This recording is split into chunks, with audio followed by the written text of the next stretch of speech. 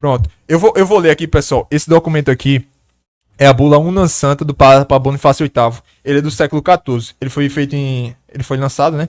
No dia 18 de novembro de 1302. Tem na internet. Vaticano News. O site do Vaticano tem muitas. Mas. Você vai no site oficial do Vaticano. Mas ele não tem todas. Esse aqui foi do site da Monfort. O site da Monfort é uma fonte muito boa. Tem muitos documentos aí.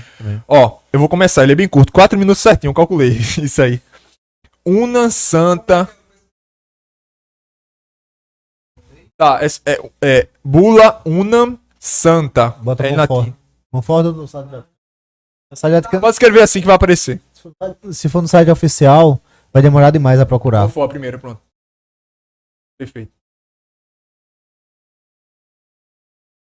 Perfeito. Você Pode baixar bem muito assim que já chega no... É uma bula recente, né? Vocês estão vendo? Pronto, ó, pessoal. E vou fazer uma pontuação aqui pra vocês. Aí, Unam Santa. Não, eu vou ler aqui, que eu prefiro aqui. Pra vocês entenderem, vocês são católicos. Começa aí. Pra vocês são católicos e nunca leram nenhum documento papal, é a primeira oportunidade que vocês vão ter. Porque, doutrina católica, eu vou falar agora.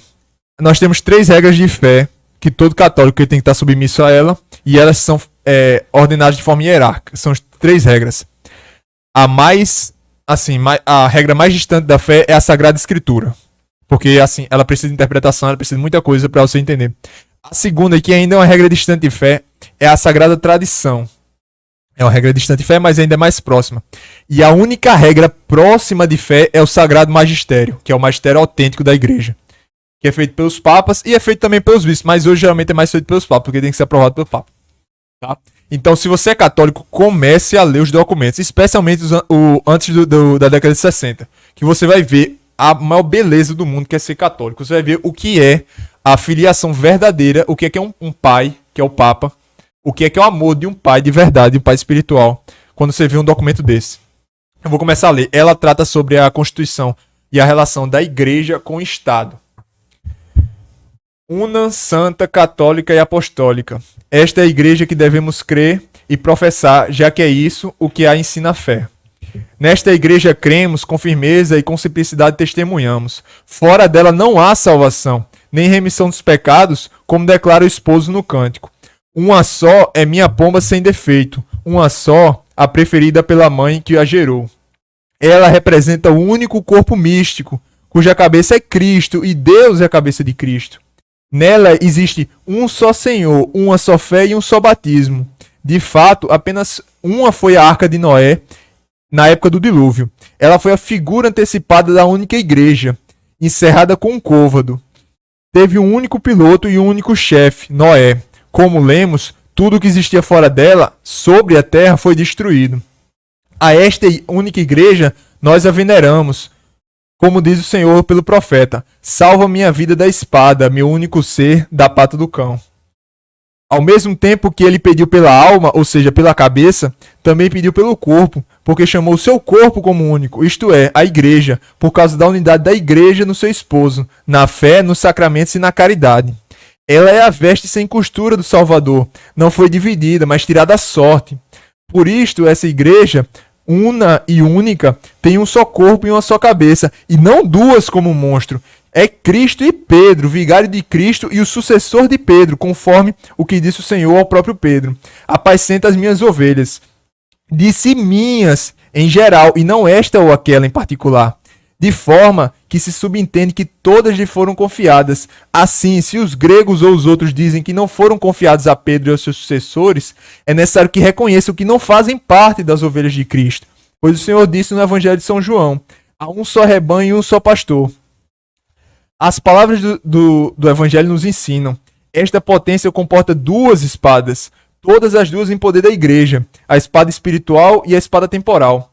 Mas esta última deve ser usada para a igreja, enquanto que a primeira deve ser usada pela igreja.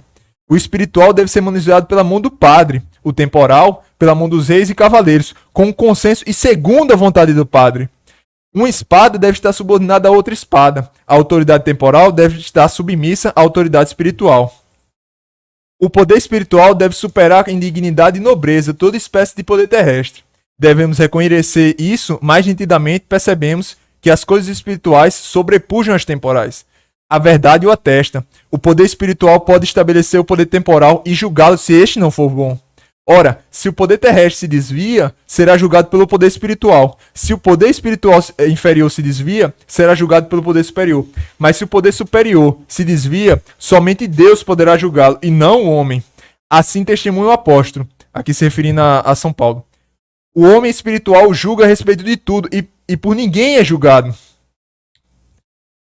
Esta autoridade, ainda que tenha sido dada a um homem, e por ele seja exercida, não é humana, mas de Deus.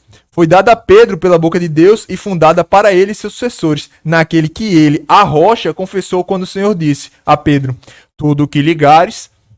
Assim, quem resiste a esse poder determinado por Deus, resiste à ordem de Deus, a menos que não esteja imaginando dois princípios, como fez Mani, o herege dos primeiros séculos. Opinião que julgamos falsa e herética, já que, conforme Moisés, não é nos princípios, mas é no princípio Deus criou o céu e a terra. Por isso declaramos, dizemos, definimos e pronunciamos que é absolutamente necessária a salvação de toda criatura humana está sujeita ao Romano Pontífice. Dado no Vaticano, no 8º ano do nosso pontificado, 18 de novembro de 1302.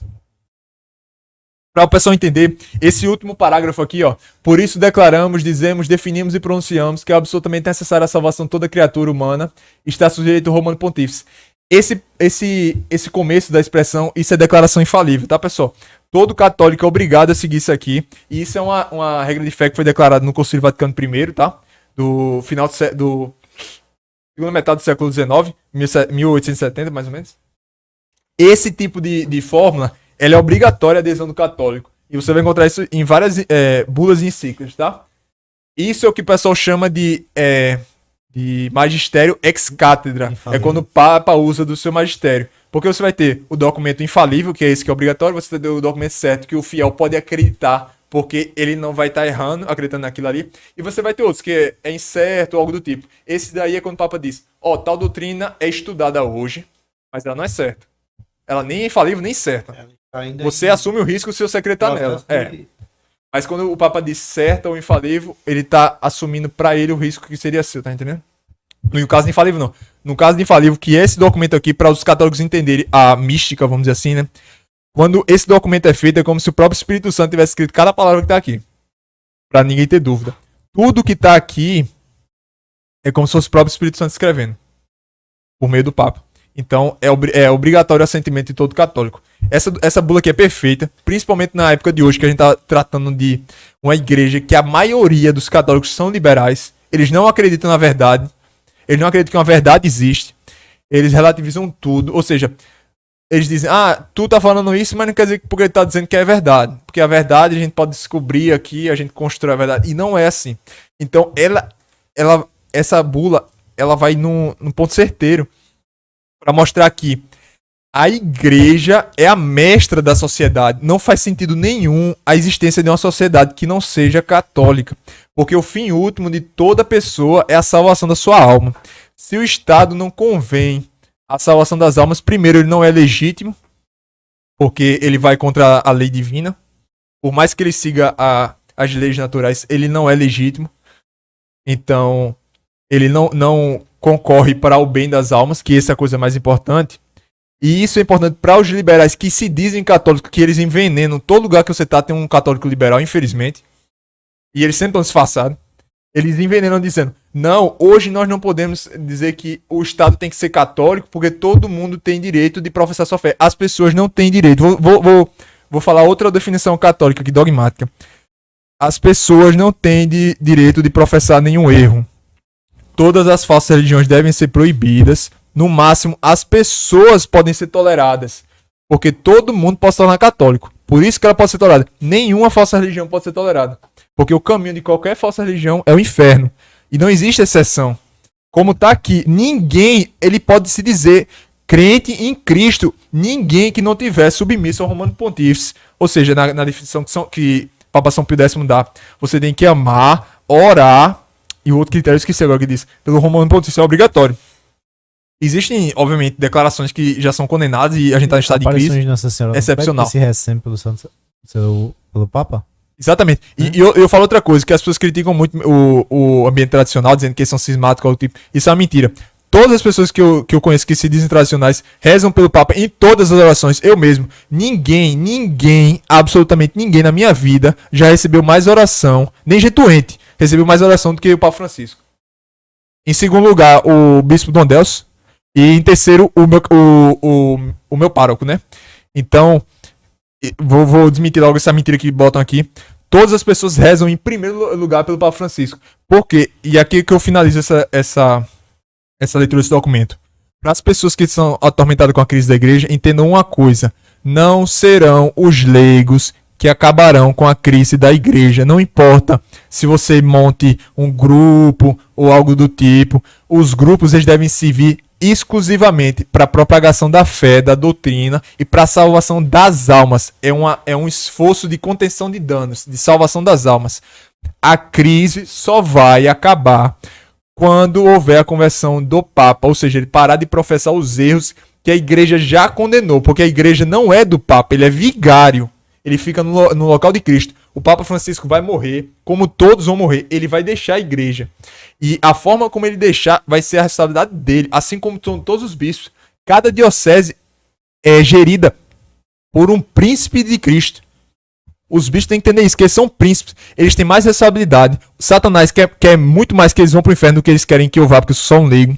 E a consequência de todos os atos são muito mais graves. Então entendam, a crise da igreja só vai acabar quando o Papa condenar todos os erros desses últimos 50, 60 anos e condenar todas as pessoas, que é o mais importante. Ele vai dar a oportunidade a todo mundo se reparar seus erros, mas quem não se converter tem que sair da igreja católica.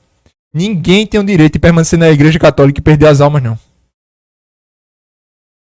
Só faltou aqui o Roma Locuta, causa finita. Causa finita.